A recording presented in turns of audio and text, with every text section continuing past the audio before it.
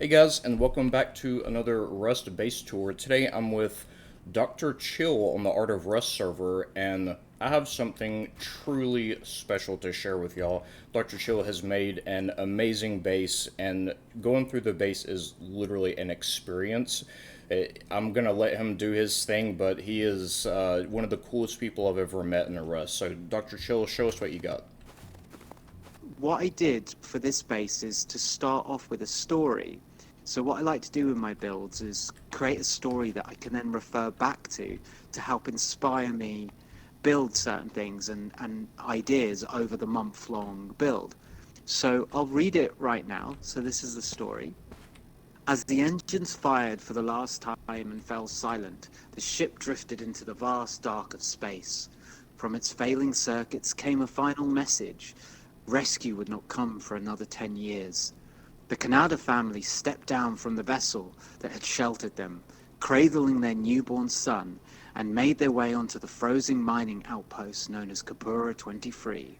Here, among the ice and the silence, they would make their lives until help arrived a decade later. In those long years, their son Kay would come to know Earth only through the stories his parents carried within them, fragments of memory from a distant home he had never seen. Okay, and then we move in. So remember, these guys are a Japanese family, and it's a Japanese company that runs this outpost. I'll let you come into the main control room.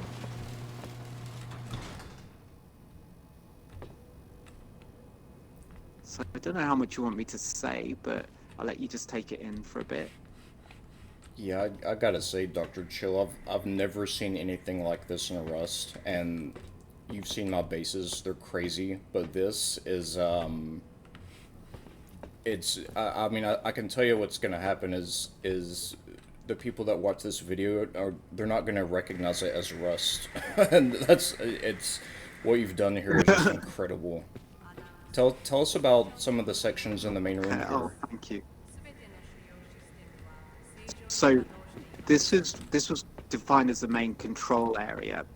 So here we have a view of the Martian planet, which is in the snow biome. And on the Art of Rust tool, you can set the Art of Rust server, you can set the time whichever way you like.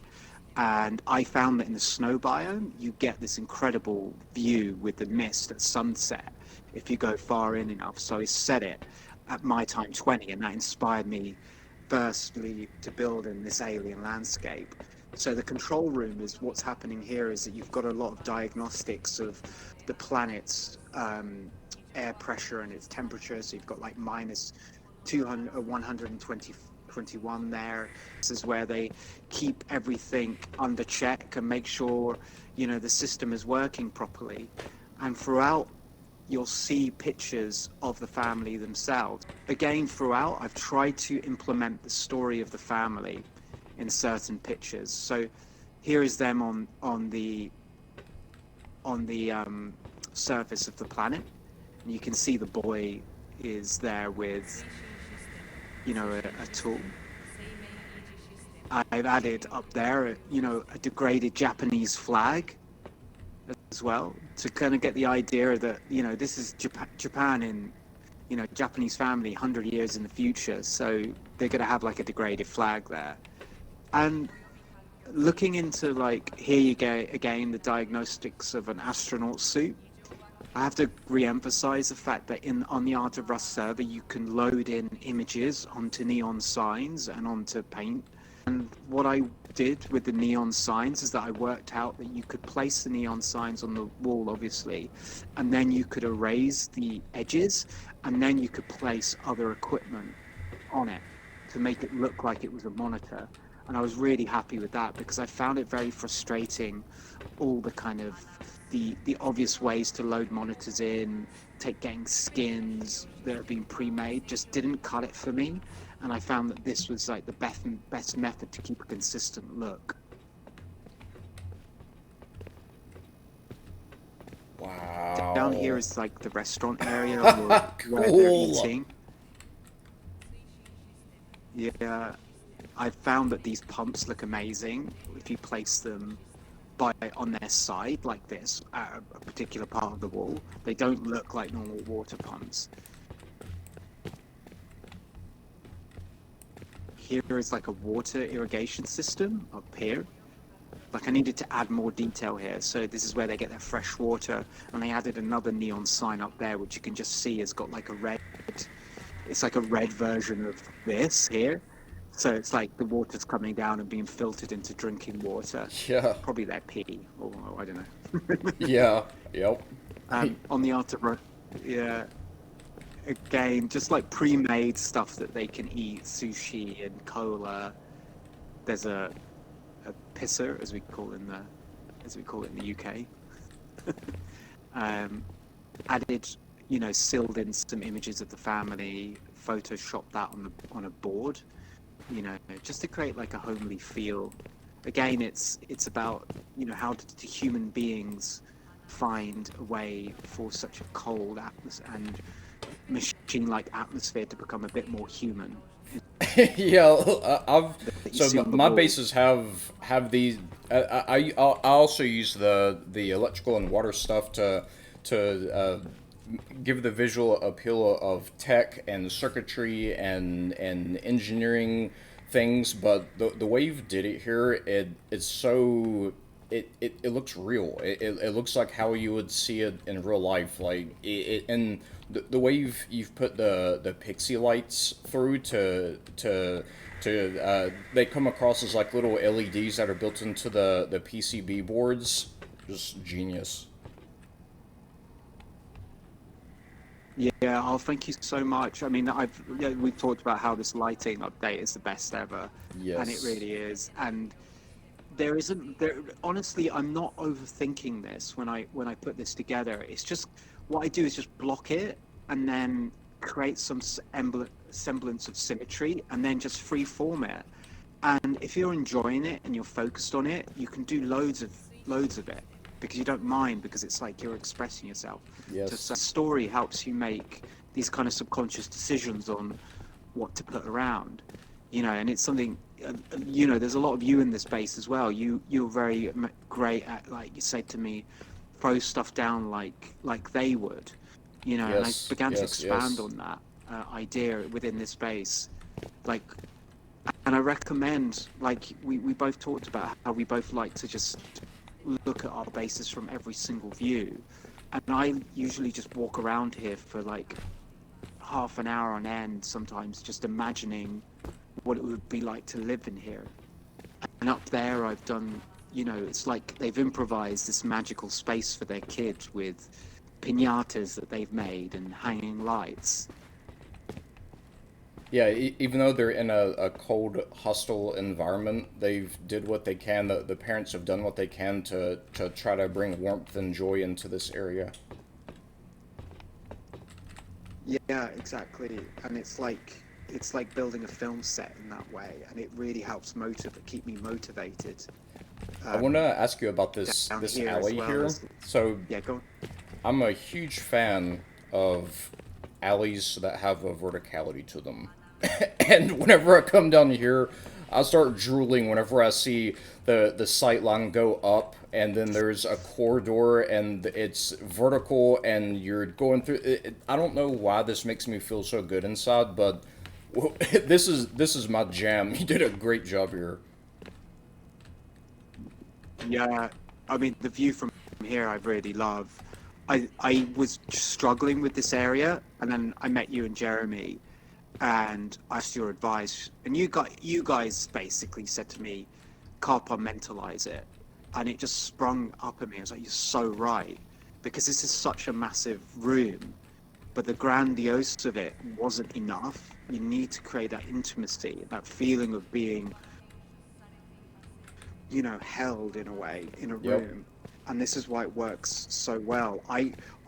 Also feel this. I enjoy being in here. I feel cocooned in Yes. what is a harsh environment. So it's super emotional.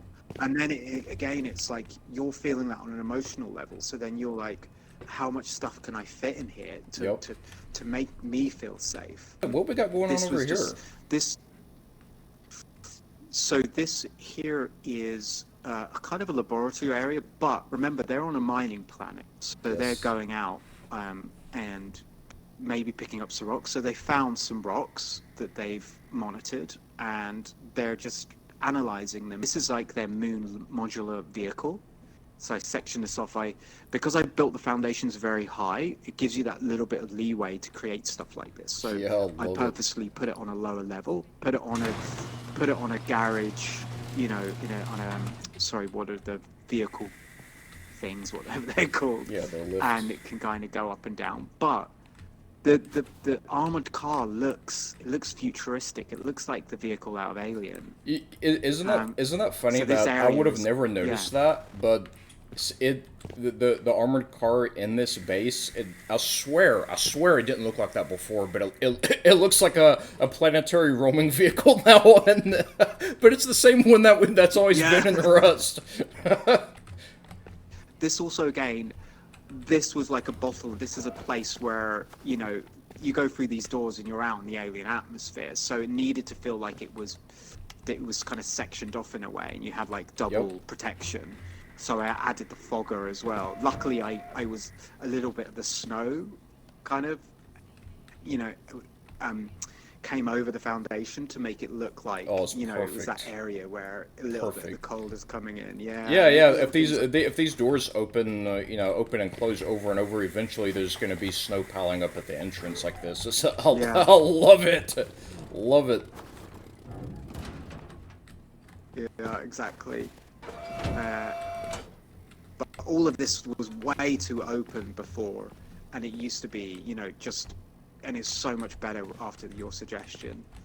So coming up this way, I had to leave some things blank, like I didn't have the time to build a bedroom, for instance, and that's okay because it gives you time to concentrate on the important things, really. So here you kind of see the Wow, scale of it in a way. Yeah, wow, it's a bit insane. It's all about wow. the detail. The details add up in the end, don't they? Yes, they do. What a view. In You're right. in this base, yeah, in this base, there's 4,500 items, and I think there's probably about 2,000 electrical items placed down. The grill, yeah, it's a bit nuts. It turned into an obsession. It really did. It I was couldn't worth it. stop. It I'm was so worth glad it. the wipe's happening. Yeah, I know. I put the wipe happening. Thank God, because I Yeah. wouldn't stop. It I means would. I'd have an you're forced to aneurysm. finish it. Exactly, exactly. And also the speakers reflect the light in a specific way. Yep. The, if you spend a Awesome. month in a base just doing this stuff over it, you Yeah. begin to just get so obsessed. You realize that the speakers reflect light. You start to feel like the Kaneda family. You've been stranded here also. Yeah,